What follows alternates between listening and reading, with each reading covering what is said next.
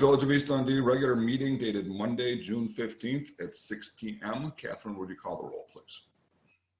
Trustee Lineham. Remember to unmute yourself.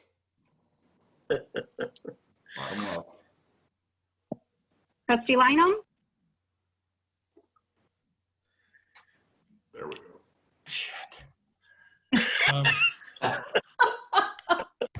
Trustee Sella. Here.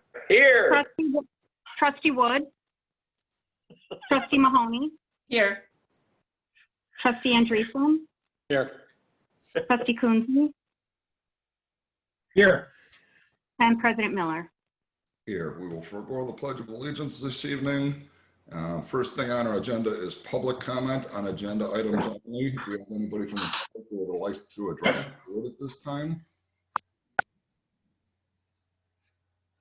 Okay, seeing none, we will move on. We have no consent agenda or old business, which takes us directly to new business. The first item A under new business is approval of minutes. If I can have a motion on item A, please. I'll make a motion to approve the regular village board meeting minutes dated May 18th, 2020. Second. Trustee Lineham. Yes. Trustee Sella. Yes. Trustee Wood. Trustee Mahoney. Yes. Trustee Andreessen. Yes. Trustee Coonsey. Yes. Okay, very good. The second item is a motion to rezone for the Altar for Cat Development Project. If we can have a motion on item B, please. I'll make a motion to approve an ordinance approving the rezoning to the M1 Limited Manufacturing District for the Altar for Cat Development Project. Second. Good. Discussion? Catherine? Before you take a roll call vote, we do have a slight amendment to the ordinance to remove a small section from the legal description that included IDOT's right of way. Sorry, we caught that, Greg caught that over the weekend. So if we could just have that motion amended to reflect the IDOT right of way will be removed. So amended. Moved. Second. All right. Any discussion? Catherine? Trustee Lineham. Yes. Trustee Sella. Yes. Trustee Mahoney. Yes. Trustee Andreessen. Yes. Trustee Coonsey. Yes. Very good. That takes us to item C, which is a motion approving variations. We can have a motion on item C, please. I'll make a motion to approve an ordinance approving variations for cul-de-sac, sanitary sewer, paving, storage yard screening, parking islands, and garage door screening for the Altar for Cat Development Project.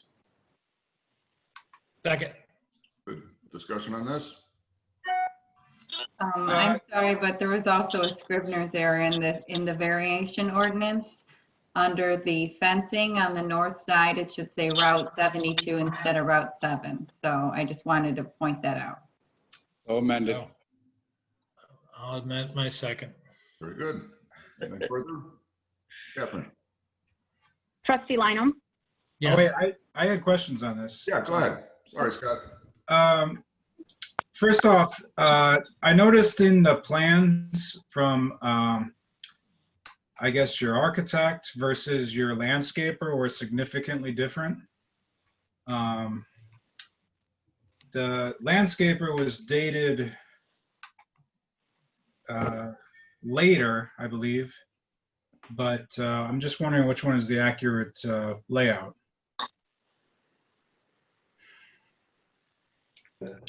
I'm trying to think. I did not see the actual landscaping plan. Well, I guess, would I be able to put these up on the screen? Yeah, sure. I'm not sure I know how to do that. Move her closer to the bottom of the screen, Scott, and there will be a share screen. Okay. Well, it says that host has disabled that option for me. Yeah. Okay, Catherine, so, if you could share the page that Scott's referring to, then, Karen, I'm making Scott a co-host. I don't know if that will allow him. okay, yeah. Mhm. Can you see it now, Scott? The yeah, option? yeah, The landscaping plan in there is the draft landscaping plan. But they're intending to require or to conform to all the other requirements in the landscaping ordinance, other than that one waiver where they have more than 10 spaces between a landscaping island. Joe Hines, is that correct? I think Joe's on. That is correct. Okay, so the Okay. landscaping plan will be revised. We're waiting on a revised submittal. okay, so can you guys see this now or no? Yep. Yep. I Okay. can't see anything. All I see is Zoom. Okay, well, this is the landscaping plan, and this is what I would call the architectural plan. And, you know, this one has the extended parking spots here where we're showing several parking spots, but the landscaping plan seems to actually adhere to that 10 spot limitation. It also has kind of this turn off into the back gate here. Is this a void plan? That would be the most depictive of what we're actually, the final plan will be, yes. Okay, Well, so this good. one with the 10 spots that you guys are asking for a variance on, you wouldn't really need it because you've got no more than 10 spots here that I could see in between your medians. I don't know. Unless I'm reading this wrong. It's actually double the amount. If you zoom in, And it's per 11 island, so spots. it's on each side of the center line. So there are more than 10. Oh, really? So okay, I didn't know that. I'm sorry. All right, and then this red, where I've highlighted this red, that's your perimeter fencing that you guys are asking for the chain link versus what this blue would be where the masonry wall will be, or the faux masonry wall. Is that accurate? No, I believe that the solid wall will be more along the front of 72. Oh, And then because this will have where your mouse would be a sliding gate to get to that display area. So that would be still the chain link fence there. But the site plan, or the line of sight plans that I saw would have that more towards 72. In front of the retention pond, or in between 72 and the retention ponds, or in between 72 and the parking lot? The site plan that the line of sight plan that I saw has it more to the north of the detention ponds. There's quite a slope from the parking area down to the ponds of about a 20-foot reduction in elevation, and then you have the ponds itself. So. okay. Another question I had for you guys was, if you look at this plan, there is out here along Route 72 right now a lot of trees, a lot of bushes, kind of blocking sight back there.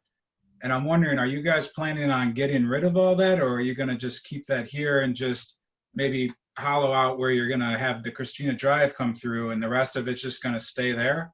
Or were you planning on clearing all that out? Our plan is to clear that out to make room for that fence and clean that area up, and then have a gradual slope up to the ponds, and then another gradual slope on up to the parking area and pad for the building. Okay. All right. Well, I guess that was really my my only questions. Thank you. Yes. Thank you, Scott. Any other questions? Catherine? Trustee Lineham, Yes. trustee Stella, Yes. trustee Mahoney, Yes. trustee Andreessen, Yes. trustee Coonsey, Yes. Just going to check real quick if trustee Wood has joined us at this point. I see some numbers there and there that I'm not familiar with. If you have and you want to unmute yourself. Okay. That takes us to item D on the agenda this evening. And thank you. If you guys want to check out, you can. We won't be offended. Otherwise, hang around for the rest of the meeting. Item D is the availability of the eligibility study. If we can, this is an announcement. Is this something, Jennifer, that we need to discuss or vote on? No, we just need to formally announce that we're going to be creating a registry for those who are interested in receiving future public notices with regards to the new TIF that has to be created, which is the South Route 72 TIF. And then we have to announce that the report and plan, the draft versions, are available on the village website for public inspection. I do have Scott Harrington from Vanderwall and Associates on the phone on Zoom. If anyone had any questions about why we're going toward the creation of a new TIF rather than amending the Dundee Crossings TIF. I don't really have any questions as far as creating the new TIF. I'm okay with that. I'm just wondering why it is we're going with Vanderwall as the consultant on this and not Klein Thorpe. I mean, it's more of a legal issue. And in the past, every one of the other TIFs that we've created, it's always been through legal channels. I mean, well, I guess what is Vanderwall able to tell us that we don't already know 6 times already? Sure. Not trying to So, be difficult. I'm just curious. Yeah, understood. So Jeff, Vanderwall actually prepared several of the TIF plans and eligibility studies for the village's existing TIF districts. I'm only aware that the prior village attorney prepared, I think, 1 or 2, and Jennifer can put a finer point on that, of the eligibility studies and reports.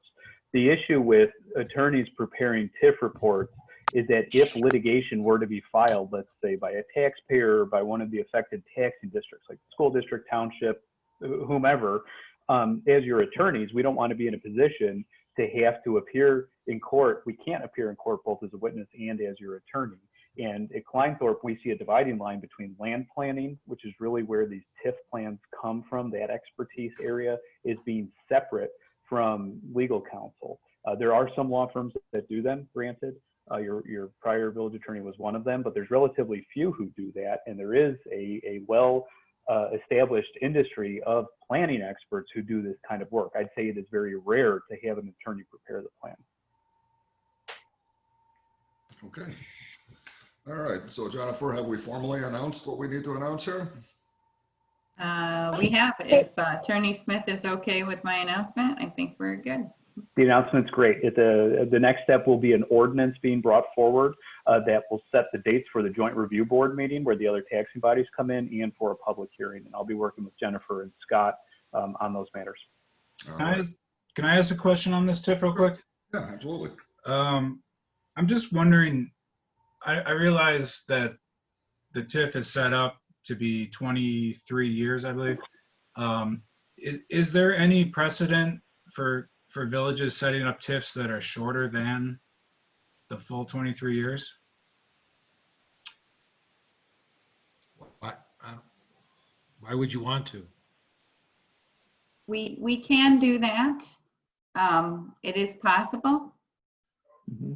Yeah, I'm aware of several TIF districts being created with less than a full 23-year term, particularly where other taxing bodies took issue and it was part of a negotiated resolution of a threat or of actual litigation, or if there's a single project that you know will be paid for in less than 23 years of incremental property taxes generated by the TIF.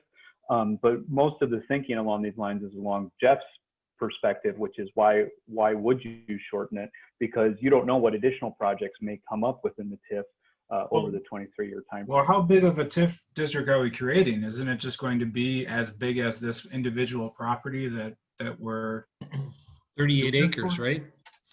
Right. It'll include both the Altorfer piece, which you approved zoning for tonight, along with the additional acreage of Floaty, I believe about 15 acres to the east along Route 72. And then you have the option over time, over the life of this TIF, to add in additional adjacent properties to it. So there's at least one property which has no approved project on it that would be part of the TIF. okay? All right. So can I also ask then, with the 72 TIF, does that touch the Dundee Crossings TIF and therefore the downtown TIF? So if we needed to, we could port TIF funds into the others that are already in existence? Yes. Yes to Okay, all good. of that. All right, good. Just want to make sure. All right. Any other questions on this? Catherine? No vote needed. It was just an announcement. That's right. I'm sorry. I'm getting ahead of myself there. Okay, so let's move on to item E, which is a motion. Oh, can I ask real quickly, when we expect that joint review meeting and the open meeting for the public? Do we need to expedite that at all, or is there a date that we just have to adhere to? Yeah, so under the annexation agreement, the village needs to put the TIF and business district amended boundaries in place by November 16th. The current schedule has that occurring by late September or early October, and I'm working with Jennifer and Scott to set those dates. We have plenty of time to get it in. Oh, okay, good enough. Good. All right. So we're back to item E, motion approving a contract agreement. If we have a motion on that, please. I'll make a motion to approve a resolution approving a contract agreement between the Village of East Dundee and Civic Systems for enterprise resource planning software. Good. We have a second? I'll second. Good. Discussion on this one? One quick question, Jennifer. Have we talked at all to Woodstock or Galena or any of those other towns that have used this software? I'll turn that question over to Brandis, Finance Director. She's on the line. Brandis, do you want to answer that question? I mean, I'm just wondering if there were any, I don't know, issues they may have had or shortcomings, or, if they're singing the praises of Civic or what. I just like to get a feel for what these other municipalities have seen. Sure. I see That Brandis. makes sense. She's on, but she's muted. Oh, So I'll find out. But I do know that I'm sure she did. We conducted very in-depth interview process, hours and hours of walking through systems. And I do know that she talked to a couple of the towns. Oh, Brandis is on. Go ahead, Brandis. I'm sorry. I did talk to the Village of Manuka, and I just received 3 references from municipalities that transitioned from Locust. So those are the 3 that I plan to talk to tomorrow. But I talked to the finance director from the Village of Manuka, and of course there were some minor issues with the implementation phases, which is to be expected during the process. But overall, he had nothing but positive things to say about the software. And I also looked on the IGFOA website, and a lot of the other municipalities discussed their experience with the software. And again, nothing but positive comments. Of course, it's not the whole gamut of everything, but it will fulfill our needs and meet everything that we need, especially during this time from working from home. wow. Okay. So no support issues, or, I realize it says in there, 7 days a week, 24 hours, that kind of thing, but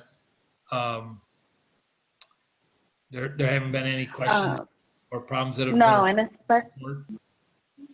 and especially he said during this working from home period, he saw that response times are very quick to any questions or issues that they had.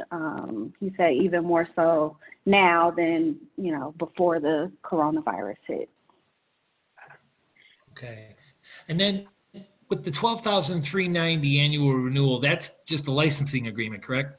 For the number of people that we need to have on this system, I'm assuming? That will just be our renewal fee for each year if we maintain the software, which will include any service or maintenance updates Okay. and licensing, yes. Okay, but there are then limitations for the number of headcount users for the system, correct? Or is there? There is a limit to the number of high super users, but everyone can have access to some varying degree. Yes. Okay, good enough, good enough. And then the only other question that I have was concerning the travel expenses that as part of the contract agreement. I want to say it was like $4,100. There was a meal per diem cost and a hotel stay and so forth. Yeah, $4,170. Are we going to be picking up that cost? I mean, the $86,360 and then the $12,390 on the annual support, that's one thing, but I mean, are these expenses for travel in the event that they need to be incurred, or are these definitely going to happen? That's if they were to come on site, but so far we don't anticipate opening up the village hall, even if we are back working on site, to outside people. So most of the training and transitioning will happen remotely. So I don't anticipate having that expense. Okay, so they're going to be able to install this software on our for us without being on site to do it? That's what they're saying. That's the plan if things don't change with the virus. Oh. It's mostly a web-based program, so they don't technically have to be on site to do any of the training or anything. Okay, good enough. The only question I have is, I mean, again, I'm all in favor of saving money, but when somebody is so much less than the other two options, the concern is that, sometimes you don't always want the cheapest because you get what you pay for. Especially with only talking to one other municipality that's actually using them, and everything else has been kind of like, I don't know, the online reviews or whatever. I mean, what why is it so much cheaper than everybody else? I mean, are they just, are they bigger? Or are you taking less options than these other companies provide? Yeah, like I said, it just it just scares me. No, actually, so Tyler is at $99.9. Before they were at, I don't know, maybe $150, $160 before. But then I talked to them and they were willing to renegotiate their pricing. Once I told them we were interested, but the price was out of our price range. So he was able to come back with the lower fee. I wasn't able to reach out and talk to anyone else from BSNA to renegotiate their pricing. But ultimately, the renewal fee, as you can see for Tyler, is almost $50,000 a year. But we are essentially getting the same products. We compare apples to apples. There is maybe one or two offerings that Tyler has that would be nice, but it's not necessary or essential for our services or functions within Village Hall. And all of our department heads. Go ahead. No, I'm sorry. Scott's question on cost is certainly valid, but with this, this is as much a qualitative value as it is a quantitative one. And I'm assuming that both you and Jennifer have put this software through its paces, correct? So, I mean, regardless of Correct. cost aside, it is going to do what we need it to do. I mean, is that a fair statement? Absolutely. And all of our department heads sat through 2 4-hour sessions with each of the vendors, and I got all of their votes and their input for selecting the software. So it's not just me or Jennifer making a decision. It's something that will be for sure beneficial to all of our department heads and hopefully the entire village as a whole. Okay. So, and also the police department has no use of this system at all, correct? I mean, They will be able to use the human resource payroll functions. So they will be able to track their training and also their time management through the system. Okay. So have all the department heads gone through this then, George and Phil and everybody? They've already got a For look the at most it? part, for whatever Yes, I have. sections are pertaining to them, yes. Okay, cool. All right, anything else on this?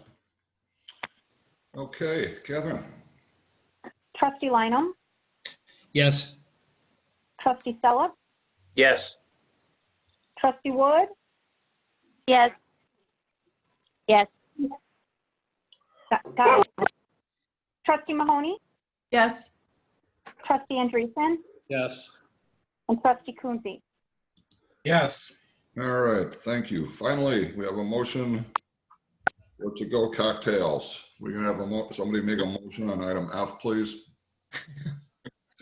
I'll make a motion to approve an ordinance adopting and approving sales of and deliveries of to-go cocktails and mixed drinks regulations in Executive Order 20-5 issued by the village president under the state of emergency. Thank you. And truly an emergency it would be if, you just had a Jones of, I need a rum and coke now. It would be an emergency if those restaurants went out of business and we weren't getting the tax revenue. Yeah, well. I had a question. How is this different than We what they're currently doing? Is it currently packaged goods only? Can we get a second on this first before we discuss? Sure. I'll Second. second it. All right, very good.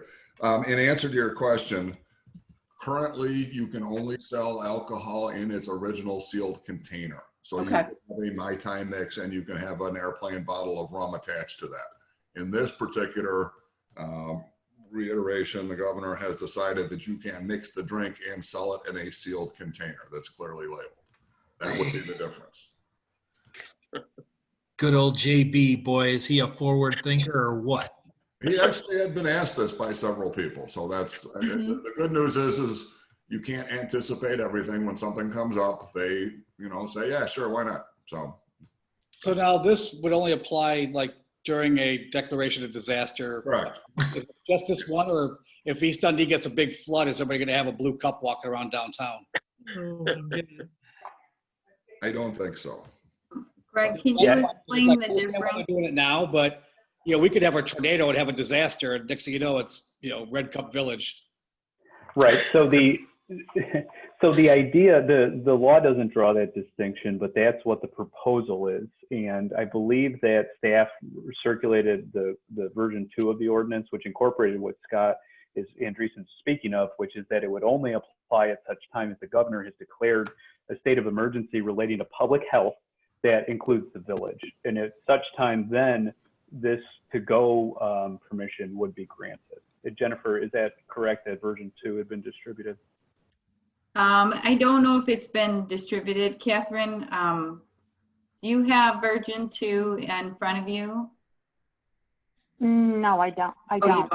You don't have it in front of you? Well, I'll just make the assumption, because it would be under our control to basically say that this is in place for as long as this emergency order and the declaration of emergency is still here, and that's it. Exactly. Right, as long, This is- yeah. Mhm. This is absolutely critical, and I'm just curious as if we're going to implement a senior discount on this. No? We're not selling any product here. We're not mandating any kind of discount, so. Okay. Thank you. And also, Village President, it would be useful if Trustee Lineham, who made the motion, I believe it was Trustee Mahoney who seconded, would acknowledge that they amend their motion such that this permission would take effect during the disaster proclamation by the governor for public health reasons, which is how the version 2 of the ordinance reads, which is the one that staff intends that you vote on, I believe. And Jennifer, if you could confirm that, please. So moved. Amended second. Very good. Okay. Anything else on this? Catherine? Trustee Lineham, Yes. trustee Selleck, Yes. trustee Wood, Yes. trustee Mahoney, Yes. trustee Andreessen, Yes. and trustee Coonsey. Yes. Okay, very good. Financial reports you have in your packet. The only report I have is that the weather's beautiful. The town has been full pretty much on every day except for Monday. So it's all good. I'm going to try and get some feedback from our businesses this week and find out what their thoughts are. I did, just for the record, I did throw this one out there for Jennifer because we haven't talked about this yet. Black and Gray has a fundraiser that they're having for a firefighter on somewhere on the 28th or the 29th, and they're wondering if they could use the parking spaces in front of their building as long as they put up the appropriate barricades. So I suggested that somebody from the village would stop by and talk to them and advise them on how they could proceed, but I don't have an issue with that. Seems to be for a good cause. All right. And that's it for me. So we're on the board here. Start with Dan Salt. No report. Scott Coonsey. I had a question for Jennifer on her report, on her written 2-week report about Hello. Red Speed. Oh, man. Red Speed saying that we can't do Zoom meetings for our adjudication because of their confidentiality. Trying to protect in this objection, do we know? Well, yeah, that's correct. Apparently, the video footage, they wouldn't want it released on or displayed on something that they feel that could be hacked or subject to viewing by somebody else. So that's part of our agreement with them. You know, we feel that Zoom is pretty secure, but also it's been shown not to be secure in some instances. So it's just a position they've taken. I'm not sure why. When we resume those adjudication hearings, so we will get all those hearings set up. We're not going to miss any during this time. How long is our contract with Red Speed?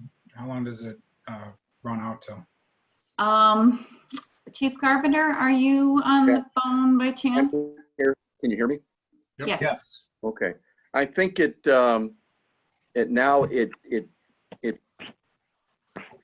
just rolls in from year to year. In other words, unless we do something active to get out of the contract, it just continues. Is that contract with the police department or with the village? Well, I'd have to look to see who signed it. I'm not certain. I would think it's with the village. Village. It's the Yeah. village. Okay. Okay. The other thing is I wanted to say about this TIF. You know, you asked Jeff about why we would want to make it shorter. We tried to extend the boundaries of the existing TIF because I think rightly, you know, TIFs are not looked upon brightly by the community, by a lot of people. And I think I think it was a good idea to try and extend the boundaries. And if we have the tools now where we could, instead of extending the boundaries, just create the new one and match the time that was left on the one that we wanted it to be anyways, you know, that's something that we should at least look at, I think, and think about. That's all I wanted to say. Good, thank you. Trustee Wood? Just wondering, what's the timeline on DC Cobb?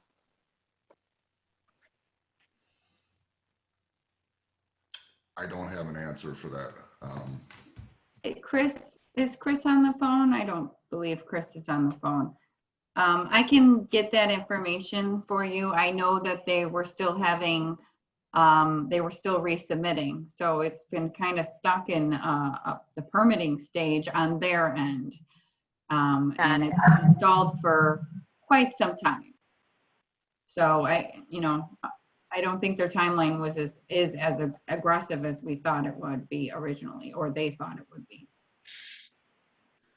Okay, and other than that, just wanted to echo Leo's sentiments regarding the traffic in town. That's been very heavy, so I'm very encouraged by that. And the downtown looks great. So thank you, Phil, for all your guys' hard work, and that's it. Thanks very much. Trustee Andreessen? No report.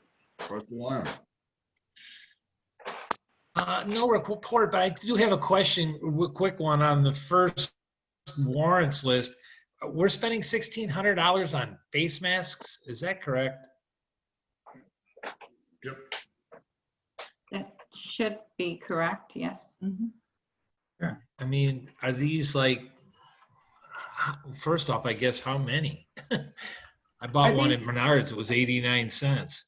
Are these some of the ones that you've distributed also to the businesses? Or these? Yeah. Can you tell me what vendor you're looking at? Big Time PPE. Invoice number 1019. These must be some pretty fancy masks. This was either, there's been separate purchases. We did purchase for KN95s recently, but we did purchase the surgical masks for the businesses as well. To be clear, our expenditures have been much more than $1,600 on PPE, though. We have kept a stockpile of PPE. Some of the masks are over $3 a mask. The KN95 masks are. Now, the county is supposed to be preparing some PPE distribution, and maybe they will, and then we'll be done purchasing. But we have continuously purchased in order to have a stockpile. These items should be reimbursable. This will probably be our only reimbursement that we get, actually. Okay. Trustee Mahoney? That was it. No report. Okay, very good. Village Administrator? I have a couple of items. We've been thinking about and working on a reopening plan. So Phil and I have met and we have discussed Public Works. So within the reopening plan that will be distributed will be Public Works coming back 5 days a week, beginning next Monday. Basically, the way that we're approaching this is to understand that we're living with the risk of the virus being transmitted, but we're going to change the way in which we behave. Public Works is one of those departments where they have multiple facilities. We're going to stagger their work hours, and we're going to make sure that no more employees are together than need to be in any given response. So the rest of the Village Hall employees are going to be slowly returning beginning on the 29th of June, because we do anticipate that the governor will move to phase 4 on June 26th. So the details of that phased back approach will be included in the directive that's coming out, but I just wanted to let you know that we were thinking about it. Police is also coming back.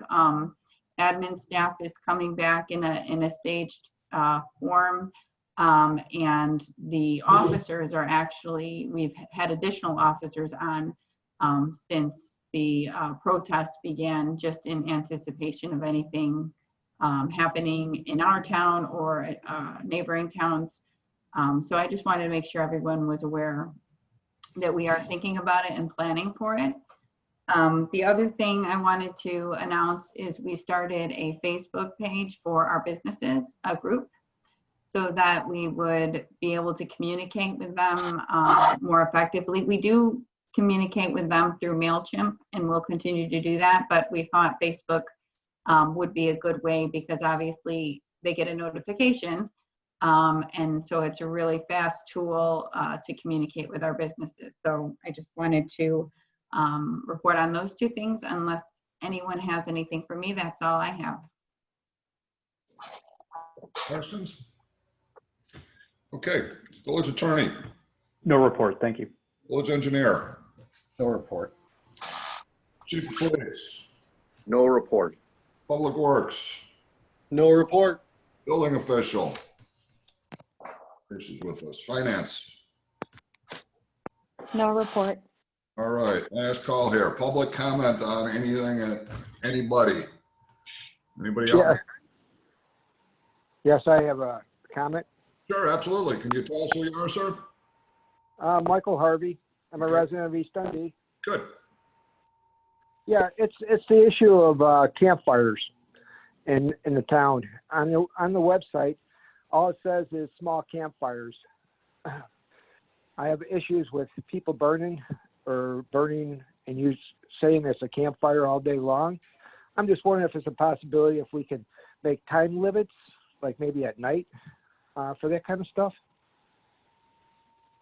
I'm showing your phone number here on the bottom. Is that correct? The 5082? Yes. All right. That's certainly something that we would take a look at, especially if it's problematic or it's something that it sounds like it's a little unusual there. So let's see if we can get some more information.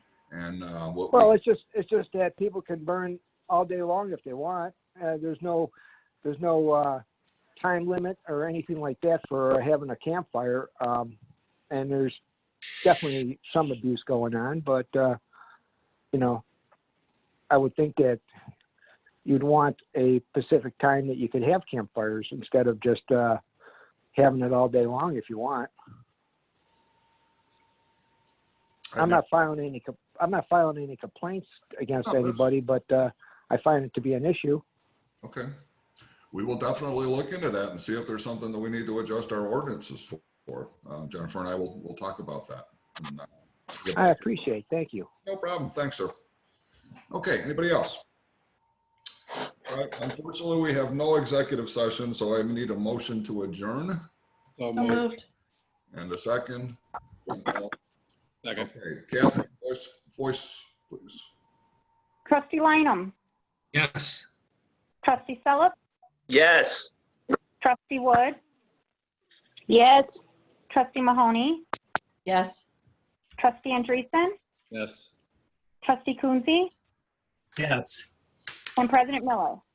Yes. All right, folks, have a good week. We will talk to you soon. Thanks. Thank you. Thank you. Thanks, everybody. Take care. Bye. Aye. Bye.